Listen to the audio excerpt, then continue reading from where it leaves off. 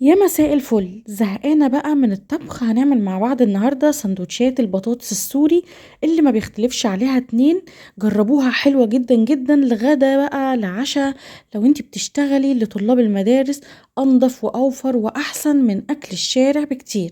يلا ندخل مع بعض في الطريقة الخطيرة السهلة السريعة دي على طول. هبتدي اول حاجة بالبطاطس عشان طبعا هي الاساس في الوصفة دي. لازم البطاطس معاكي تطلع مقرمشة جدا، كل ما كانت مقرمشة اكتر كل ما كان احسن.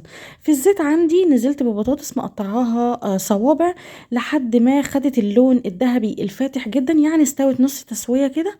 وبعدين بطلعها من الزيت عندي في طبق خارجي، واستنى البطاطس لحد ما تبرد تماما، وبعدين بسخن الزيت من اول وجديد يكون سخن جدا، وبعدين بنزل بكمية البطاطس اللي انا عايزاها، وافضل اقلب فيها لحد ما تاخد اللون اللي انت شايفاه ده.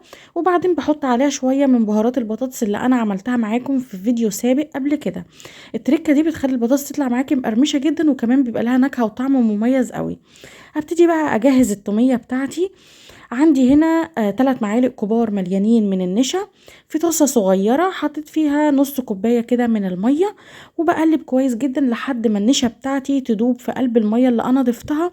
وبعدين برفع الطاسة معايا على النار، وبفضل اقلب زي ما انت شايفة كده لحد ما النشا تجمد وتستوي، لحد ما توصل للقوام اللي انت هتشوفيه ده.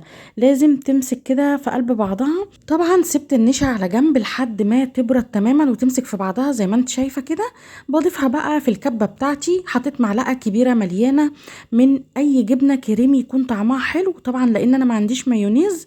لو عندك مايونيز هتحطي شوية كده، مثلا 3 معالق كبار مليانين. حطيت كمان معلقة كبيرة مليانة من الزبادي، معلقة صغيرة مليانة من الثوم المفروم، عصير ليمونة كبيرة. وحطيت شوية صغيرين من الخل، لو احتجت بعد كده هزود يعني، بظبط الطعم بيه.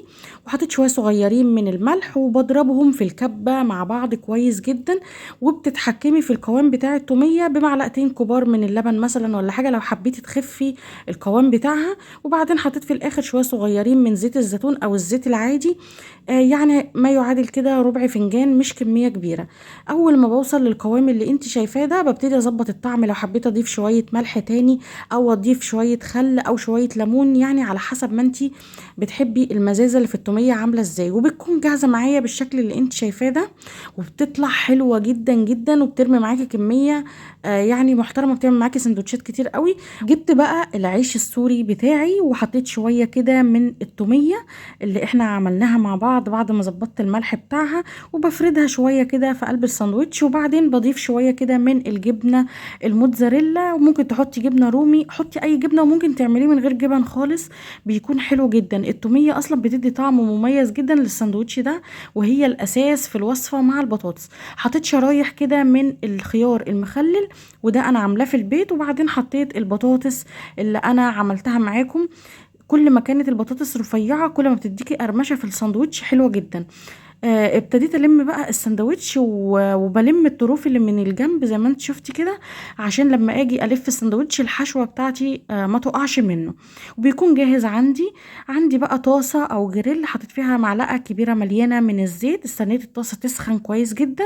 وبعدين حطيت السندوتش على القفله بتاعته عشان ما يتفتحش معايا على النار. وبعدين بضغط على السندوتش زي ما انت شايفه كده عشان ياخد لون متساوي، وياخد لون كمان يكون حلو زي ما انت شايفه. وبعمل سندوتشات على قد يعني مثلا الفرد اللي هياخد. ما بركنش السندوتشات بعد كده عشان لما بتبرد ما بتكونش حلوة. انا عن نفسي يعني بحبها سخنة. بيطلع معاكي بالشكل الخطير اللي انت شايفاه ده.